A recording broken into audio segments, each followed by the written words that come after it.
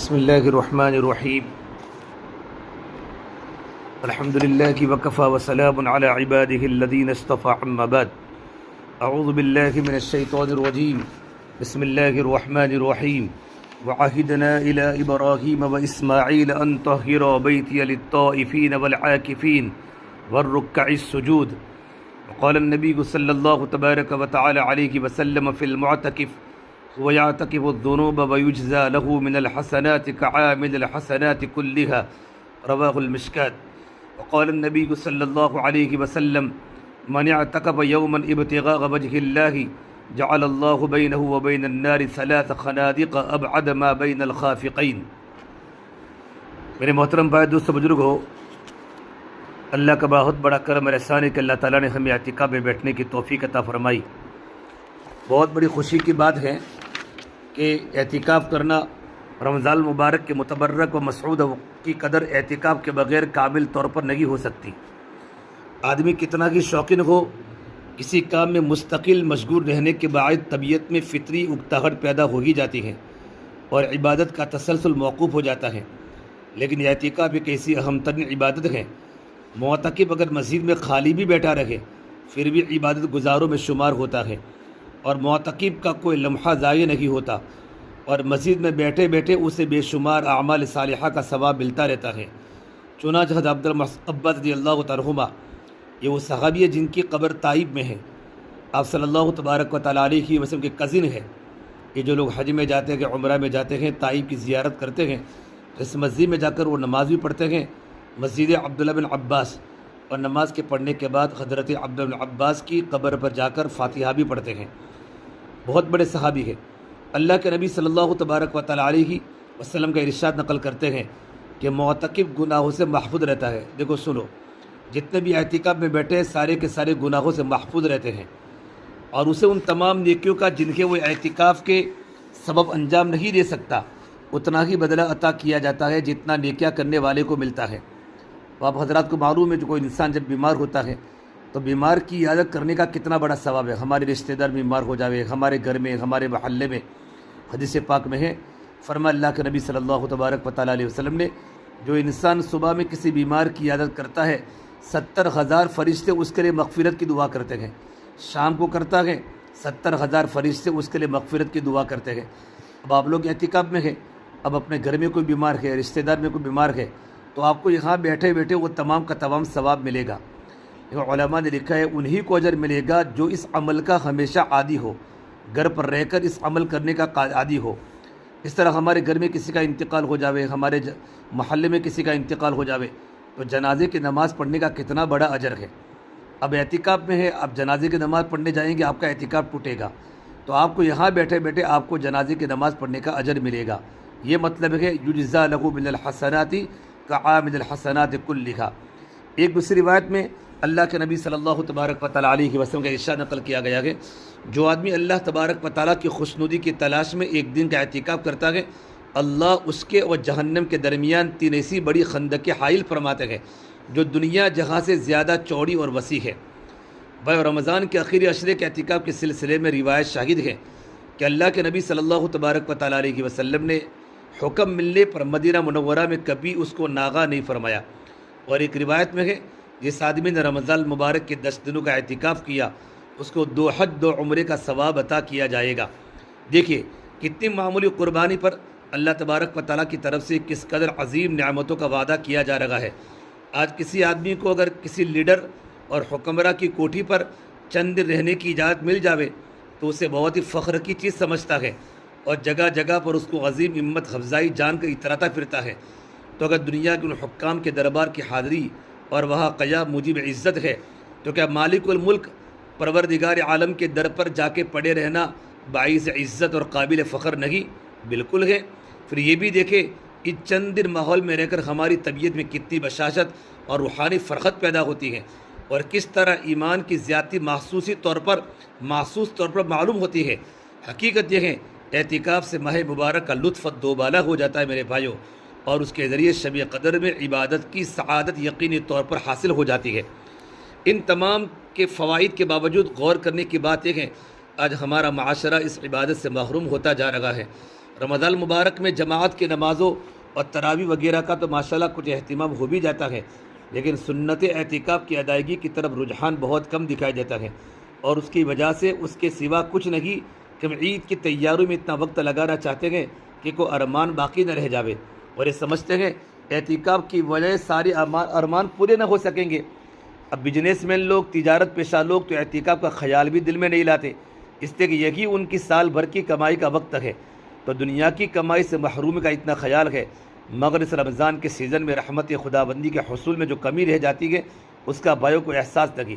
ہمارا مقصد یہ نہیں کہ سب لوگ ایک ساتھ اعتکاف کریں، بلکہ مقصود یہ ہے کہ ہر گھرانے والے اس طرح کا نظام بناوے، ان کے گھر کا ایک فرد اعتکاف کیا کرے، اگر 3 بھائی ہے تو ایک اعتکاف کرے اور بقیہ بھائی اس کی خبرگیری کرے۔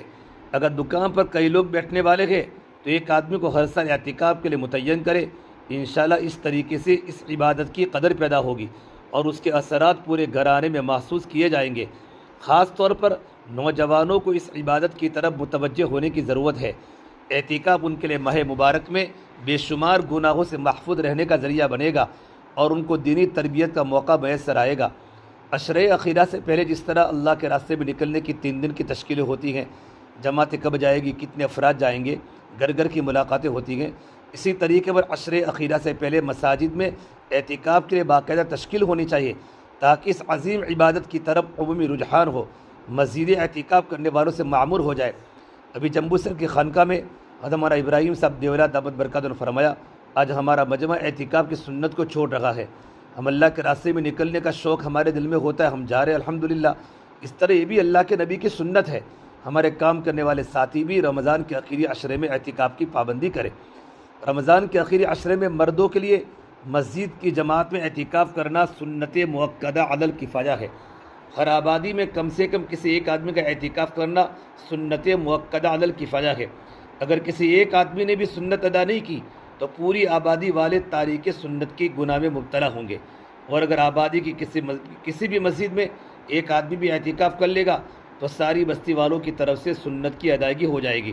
لیکن بہتر یہ ہے کہ ہر مسجد میں اعتکاف کا اہتمام کیا جائے، کیونکہ بعض علماء نے ہر محلے والوں کے لیے اعتکاف کو سنت قرار دیا ہے۔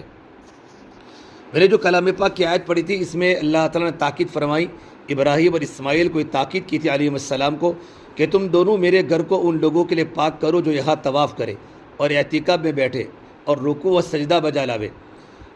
یہ آیت کریمہ سے چند باتیں معلوم ہوئی۔ ایک بات، جس طرح بیت اللہ کا تمام ظاہری اور باطنی نجاست سے پاک رکھنا ضروری ہے، اسی طرح تمام مساجد کو بھی پاک رکھنا واجب ہے۔ لہذا اعتکاف کرنے والے خاص طور پر اور مسجد میں داخل ہونے والوں پر لازم ہے اپنے بدن اور کپڑوں کو بھی نجاست اور بدبو کی چیزوں سے پاک صاف رکھے، اور اپنے دلوں کو شرک و نفاق، تمام اخلاق رذیلہ، حسد ہے، تکبر ہے، بغض ہے، حرص ہے، ریا وغیرہ کی نجاست سے پاک کر کے داخل ہو۔ دوسری بات ہے کہ یہ بینائے بیت اللہ کا مقصد، یعنی اللہ کے گھر کے بنانے کا مقصد طواف ہے، اعتکاف ہے اور نماز ہے۔ رسول اکرم صلی اللہ تبارک و تعالیٰ علیہ وسلم رمضان کا آخری عشرے کا اعتکاف فرمایا کرتے تھے۔ پھر ایک سال آپ سفر میں تھے جس کی بنیاد سے اعتکاف نہیں فرما سکے، پھر جب اگلا سال آیا تو آپ نے 20 دنوں کا اعتکاف فرمایا۔ یہ روایت مسند احمد میں بھی ہے اور ابن ماجہ میں بھی ہے۔ احکام و مسائل، مرد کے لیے اعتکاف کے سلسلے میں سب سے افضل جگہ مسجد حرام ہے، پھر مسجد نبوی ہے، پھر مسجد بیت المقدس، ان کے بعد جامع مسجد، پھر وہ مسجد جس میں 5 وقتہ نمازیں ہوتی ہو۔ عورت کے لیے اپنے گھر کی مسجد میں اعتکاف کرنا چاہیے۔ اگر گھر میں کوئی جگہ مسجد کے نام سے متعین نہ ہو تو کسی کونے کو اس کے لیے مخصوص کر دے۔ عورتوں کے لیے اعتکاف بنسبت مردوں کے زیادہ آسان ہے کہ گھر میں بیٹھے بیٹھے کام کاج بھی گھر کی بچیوں وغیرہ سے لیتی رہے اور متقا ثواب بھی حاصل کرتے رہے، مگر اس کے باوجود بہت سی عورتیں اس سنت سے گویا بالکل ہی محروم رہتی ہے۔ اس سے میرے بھائیو، اعتکاف کا بہت زیادہ ثواب ہے اور اس کی فضیلت اس سے زیادہ اور کیا ہو سکتی ہے کہ اللہ کے نبی صلی اللہ تبارک و تعالیٰ علیہ وسلم اس کا اہتمام فرمایا کرتے تھے۔ معتکف کی مثال تو اس آدمی کی طرح ہے کہ وہ کسی کے در پر جا پڑے، جب تک میری درخواست قبول نہ ہو تب تک اس در سے ہٹنے والا نہیں ہو۔ اللہ تبارک و تعالیٰ کی ذات کریمی بخشش کے لیے بہانہ ڈھونڈتی ہے، بلکہ بے بہانہ کی مرحمت فرماتی رہتی ہے۔ اس لیے جب کوئی آدمی اللہ کے گھر میں اس کے دروازے پر دنیا سے منقطع ہو کر جا پڑے تو پھر اس آدمی کے نوازے جانے میں کیا تأمل ہو سکتا ہے، اور اللہ تعالیٰ جس کا اعزاز و اکرام فرما دے تو اس ذات کے بھرپور خزانوں کا بیان کون کر سکتا ہے۔ علامہ ابن قیم کہتے ہیں اعتکاف سے مقصود اور اس کی روح اللہ کی پاک ذات کے ساتھ وابستہ کرنا ہے کہ سب طرف سے ہٹ کر اسی کے ساتھ مجتمع ہو جائے اور ساری مشغولیتوں کے بدلے میں اسی پاک ذات کی طرف متوجہ ہو جائے اور اس کے غیر کی طرف سے منقطع ہو کر اسی طرح اس میں لگ جائے کہ خیالات تفکرات سب کی جگہ اس پاک ذکر اس کی محبت سما جائے، حتیٰ کہ مخلوق کے ساتھ انس کے بدلے اللہ کے ساتھ انس پیدا ہو جائے۔ یہ انس قبر کی وحشت میں کام دے۔ اس دن اللہ کی پاک ذات کے سوا کوئی مونس نہ دل بہلانے والا۔ اگر دل اس کے ساتھ مانوس ہو چکا ہوگا تو کس قدر لذت سے وقت گزرے گا۔ صاحب مراق الفلاح کہتے ہیں اعتکاف اگر اخلاص کے ساتھ ہو تو افضل ترین اعمال میں سے ایک عمل ہے۔ اس کی خصوصیتیں گنتی اور شمار سے خارج ہے۔ اس میں اپنے دل کو دنیا مافیا سے یکسو ہو کر لینا ہے اور اپنے نفس کو مولا کے سپرد کرنا ہے اور اپنے آقا کی چوکھٹ پر پڑ جانا ہے۔ اس سے میرے بھائیو اعتکاف میں در حقیقت ہر وقت عبادت میں مشغولی ہے۔ آدمی ہر وقت عبادت میں شمار ہوتا ہے۔ نمبر 2، اللہ کے ساتھ بندے کا قرب بڑھتا ہے۔ اعتکاف میں اللہ کے گھر پڑ جانا ہے اور کریم میزبان ہمیشہ گھر آنے والے کا اکرام کرتا ہے۔ معتکف اللہ کے قلعے میں محفوظ ہوتا ہے کہ دشمن یعنی شیطان کی رسائی وہاں تک ممکن نہیں ہو سکتی۔ شیطان سے حفاظت کا مؤثر ذریعہ اعتکاف ہے، اللہ کی رضامندی کی ضمانت ہے۔ اعتکاف میں فرشتوں کی ہم نشینی ان کی طرف سے اعانت و تعاون ہے۔ معتکف سے اللہ تعالیٰ خوش ہوتے ہیں، یہ اللہ تعالیٰ کی اہل اور پڑوسی شمار ہوتے ہیں، وغیرہ وغیرہ بہت سے فضائل اور خواص اس اہم عبادات کے ہیں۔ پروردگار عالم ہم تمام کو بھی اعتکاف کو صحیح گزارنے کے اللہ پاک توفیق عطا فرماوے۔